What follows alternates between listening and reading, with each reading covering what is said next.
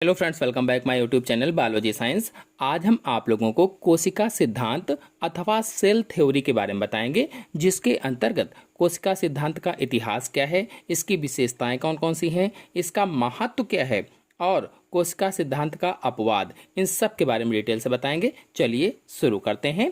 तो मैथियास लाइडेन नामक वैज्ञानिक ने सन 1838 ईस्वी में बड़ी संख्या में पादप ऊतकों का निरीक्षण किया, यानी प्लांट टिश्यू का निरीक्षण किया और पाया कि वे सभी एक अथवा अनेक प्रकार की कोशिकाओं से बने होते हैं या बने हुए हैं। मतलब स्लाइडेन ने सन 1838 ईस्वी में, सन जरूर याद रखेंगे, सन 1838 ईस्वी में पौधों के ऊतकों का अध्ययन किया, टिश्यूज का अध्ययन किया, प्लांट टिश्यू का, और उसकी स्टडी करने के बाद इन्होंने पाया कि पौधों में जो ऊतक हैं या जो टिश्यू हैं, ये एक या अनेक तरीके की कोशिकाओं या सेल्स से मिलकर बने हुए हैं।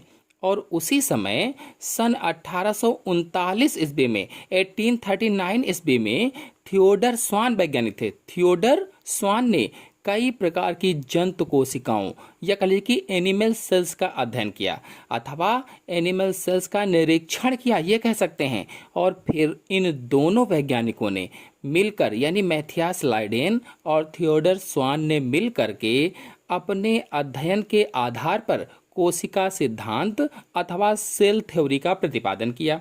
इन दोनों के अनुसार सभी सजीव कोशिकाओं के बने होते हैं अथवा सेल्स के बने होते हैं। और सभी सजीव का यहाँ पर मतलब है कि पादप यानी प्लांट और एनिमल और बैक्टीरिया भी इसी में जोड़ लीजिए, जितने भी सजीव हैं वे सभी कोशिकाओं के बने हुए हैं। और सभी सजीवों की क्रियाएं जो होती हैं उनकी कोशिकाओं की क्रियाओं का परिणाम है। इसका मतलब ये हुआ, इनका कहने का ये मतलब था कि सजीवों के शरीर की सारी क्रियाएं कोशिकाओं की क्रियाओं पर आधारित होती हैं, यानी जैसी कोशिकाएं कार्य करती हैं उसी तरह से उनके शरीर की सारी क्रियाएं होती हैं।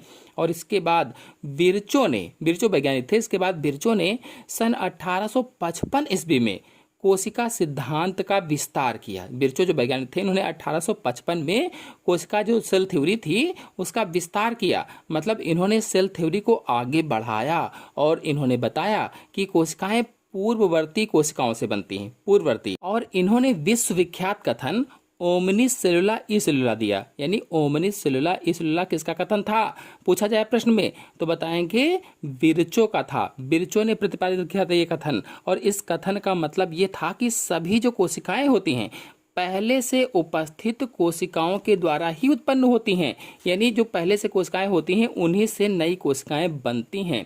तो अब यहाँ से कुछ प्रश्न बनते हैं, जैसे कोशिका सिद्धांत किसने दिया, तो बताएंगे स्लाइडेन और स्वान ने दिया था। और विश्वविख्यात कथन ओमनिक सेलुला ई सेलुला किसने कहा था, तो बिरचो ने कहा था। यहीं पर एक बात बता दें आपको कि पादप कोशिकाओं का अध्ययन मैथियास ने किया था, मैथियास लाइडेन ने, और जंतु कोशिकाओं का अध्ययन थियोडर स्वान ने किया था। तब जाकर के दोनों ने सेल थ्योरी दी थी। तो पादप कोशिका के किसने किया, मैथियास लाइडेन ने किया था। जंतु कोशिका के किसने किया, थियोडर स्वान ने किया था। याद रखेंगे, कहीं भी पूछा जा सकता है कंपटीशन में। तो चलिए अब सारांश के रूप में सेल थ्योरी को देख लेते हैं। पहला पॉइंट है, सभी जीवधारी एक या अधिक कोशिकाओं तथा उनके उत्पादों से बने होते हैं। जितने भी जीवधारी होते हैं एक या अधिक कोशिकाओं से बने होते हैं। दूसरा है, नवीन कोशिकाओं की उत्पत्ति पूर्ववर्ती कोशिकाओं के विभाजन से होती है। जितनी भी नई कोशिकाएं बनती हैं वो पहले से जो उपस्थित कोशिकाएं होती हैं उनके विभाजन या डिवीजन के द्वारा बनती हैं। चलिए अब कोशिका सिद्धांत की कुछ विशेषताओं को जान लेते हैं, यानी essentials features of cell theory के बारे में समझ लेते हैं। तो पहली विशेषता है, कोशिकाएं जीवों की संरचनात्मक इकाई होती हैं या इकाई हैं, यानी स्ट्रक्चरल यूनिट होती हैं। किसकी, ऑर्गेनिज्म की, जीवों की।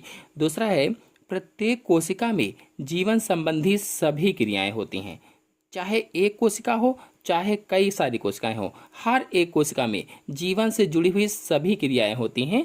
और कोशिकाएं उपापचय अथवा कह लीजिए कि मेटाबॉलिक क्रियाओं की इकाई हैं, उपापचय या कह लीजिए कि मेटाबॉलिक क्रियाओं की।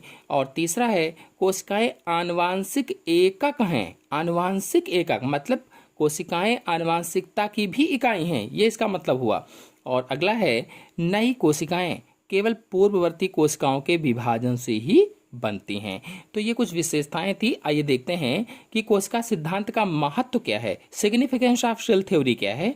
तो कोशिका सिद्धांत का आधुनिक रूप बैक्टीरिया से लेकर मनुष्य तक सभी जीवित प्राणियों के बीच में संरचनात्मक और क्रियात्मक समानता को प्रदर्शित करता है। सबसे बड़ा महत्व है। पहला पॉइंट है, किसी भी प्राणी में तथा शरीर के किसी भी भाग में पाई जाने वाली कोशिकाओं की मूलभूत संरचना समान होती है। कोई भी प्राणी है या शरीर का कोई भी भाग है, उसमें जो कोशिकाएं पाई जाती हैं उनकी मूलभूत जो संरचना होती है वो समान होती है, एक जैसी होती है। और सभी में कोशिका कला का बाह्य आवरण होता है। जो कोशिका कला होती है, जो बाह्य लेयर होती है, वो सभी में आवरण के रूप में पाई जाती है। और सभी में कोशिका द्रव्य तथा इसके अंदर केंद्रक पाया जाता है। जितनी भी कोशिकाएं होंगी उन सभी में कोशिका द्रव्य होगा, जो पदार्थ भरा रहता है गीला गीला सा, और उसके अंदर केंद्रक भी होगा। और यह संरचनात्मक एकता को प्रदर्शित करता है। कहने का मतलब ये है कि जो कहा गया कि संरचनात्मक इकाई है तो इसको एकता को प्रदर्शित करता है। यानी कोशिका कला भी सभी में होगा, कोशिका द्रव्य भी सभी में होगा, केंद्रक भी होगा। तो ये क्या मतलब हुआ? इसका मतलब हुआ कि संरचनात्मक एकता को प्रदर्शित करता है। फिर दूसरा है, सभी प्रकार की कोशिकाओं में मूलभूत क्रियाएं अवश्य पूर्ण रूप होती हैं। अवश्य पूर्ण रूप मूलभूत क्रियाएं कौन कौन सी होती हैं? जैसे पोषण है, श्वसन है, उत्सर्जन है, जनन है, ये क्या है? मूलभूत क्रियाएं होती हैं। तो कहा गया है कि सभी प्रकार की कोशिकाओं में मूलभूत क्रियाएं अवश्य पूर्ण होती हैं, पूरी होती हैं। और यह क्रियात्मक एकता को प्रदर्शित करता है। क्रियात्मक एकता को कौन दिखाता है?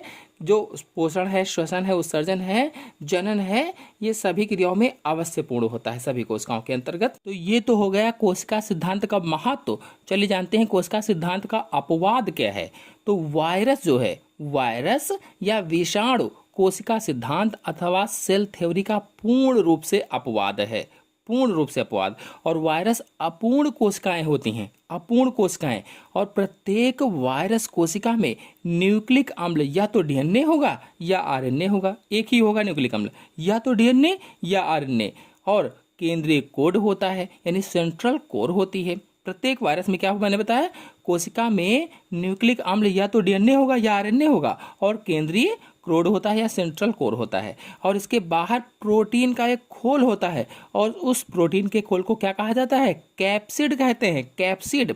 और वायरस में कोई भी कोशिकांग नहीं होते हैं। जो कोशिका के अंगक होते हैं वे नहीं पाए जाते हैं, और ना ही उसमें एंजाइम पाए जाते हैं। इनमें पोषण है, श्वसन है, उत्सर्जन है आदि ये क्रियाएं नहीं होती हैं, होती ही नहीं कह लीजिए। और ये जो वायरस होते हैं, जो विषाणु होते हैं, ये अविकल्पी परजीवी होते हैं, ऑब्लिगेटरी पैरासाइट होते हैं, जो पोषक कोशिका के बाहर जनन नहीं कर सकते हैं। तो आशा है आप सभी लोगों को कोशिका सिद्धांत या सेल थ्योरी अच्छे से समझ में आई होगी। आज के अंक में इतना।